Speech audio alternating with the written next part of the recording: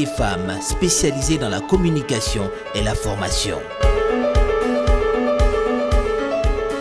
diine dafa nekk place bu am solo bu mu am ci suñu liggéey la religion am une place importante ci suñu programme Promo Média ñu ngi leen di jaajëfal bu baax a baax ci ànd bi ngeen di ànd ak suñu ay programme comme ni ñu koy defee rek saa su nekk boobaak léegi ñu ngi leen di présenter émission yi fi war a ñëw waaye boobaak léegi aussi yéen a ngi xaar wàllu diine ci suñu liggéey moo tax tey jii rek ñu am mbégte di fi dalal suñu ay ñaari xarit ci ay émission yu am solo yu nga xamante ni nii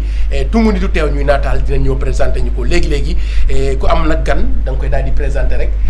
génn kër ga wala génn néeg ba wala wàcc lal ba donc ay gan ngeen mais du ngeen ay gan Ismaïla moom mooy ñëw rek fas yéene dalal aussi suñu mbokk Abdoul Aziz Niang ci programme bu nga xamante ni nii ci wàllu diine la incha allah ma bàyyi la nga daal di nuyoo. waaw ñu nuyu waa Mbour nuyu waa Sénégal nuyu ñëpp ñi nga xam ñu ngi ñuy seetaan ci Promo Média di la jaajëfal di jëmoo Mouhamed bu baax a baax di kontaan di dalal bi di wax rek ni nga wax sànq rek diine lu mu bokkul loolu mënta dem looloo tax ñu ñëw tey indil leen loo xam ne amul fenn fii rek ngeen ko mën a amee ci Promo Média muy li nga xam ne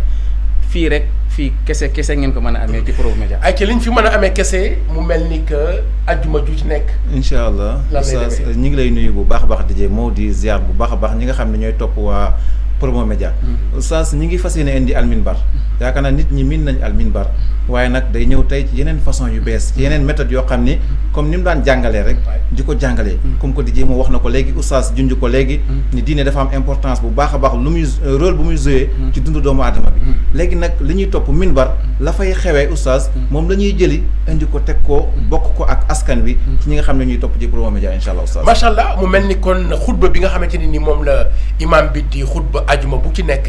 actualité lay nekkaale mais dafay baax pour que askan bi nga xamante ni nii ay góor a ngi ci ay jigéen a ngi ci te am na ci ñu nga xamante ni dinañ am ngànt duñu mën a dem ci fi nga xamante ni moom mooy ca jumaa ja baax na fii danañ koy indil pour que li nekk thème bi ak xutba bi ñu mën koo waxtaanee. waaw bés ni ki tey moom Promo Média nu mu indi mooy képp ku demul jumaa xamal ne dem nga jumaa parce que li nekk ci jumaa ba imaam la muy jàngale ci xutbaam bi yëpp nañ ko teg ci taawal bi bàyyi duñ ci bàyyi A au Z incha allah ci alminbar lay doon comme ni ko oustaz waxee. waxtaan ci ak ay invité kon ngeen toog xaar ko ci seen chaîne Promo Média seen émission Al Minbar di ngeen ko am ci seen chaîne Promo Média waaye duñ ci yem pour la promotion de la musique.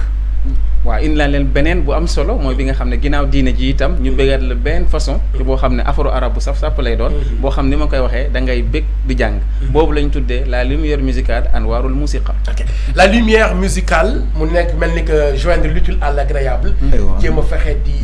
jàngale mais aussi di bégale am na solo trop. day ñëw en tout cas di ñëw moom it comme ni minbar di ñëwee mais day ñëw àndaale ak yu sew yu nekk ci biir mooy dafa am yu ñuy jàngalee waale ci biir da ngay déglu musique bi ngay déglu mais doo ci yam en même temps dafa am yeneen yoo xam ni dañ la koy mayaale ci sa biir di la ko leeral nga xam ni parce que mag ñi dañu way dañu wax ba sonn loolu mag ñi joxe ci seen way yooyu nag dañ koy décortiquer benn par benn di ko jox nit ñi ñu koy jariñoo mais ndànk-ndànk du ñeen ko yan bu baax a baax mais bis bu ne daa am lu ñu leen di jox bu loolu jàllee ñu indi leneen fas yéene ko ànd ak yéen fii ci Promo Média incha allah oustaz mu mel ni que intoxication sax bokk na ci bu fekkee da ngay dajale ay lekk wala ngay lekk doo digérer di lekkaat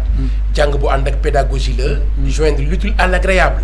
di la bégal en même temps di la informer ci seen émission boo xam nu mu tudd anwarul musiqa ci arab mooy la lumière musicale. incha allah kon ngeen xaar ko ci seen chaîne Promo Média bientôt suivez-nous et la qualité vous suivra incha allah.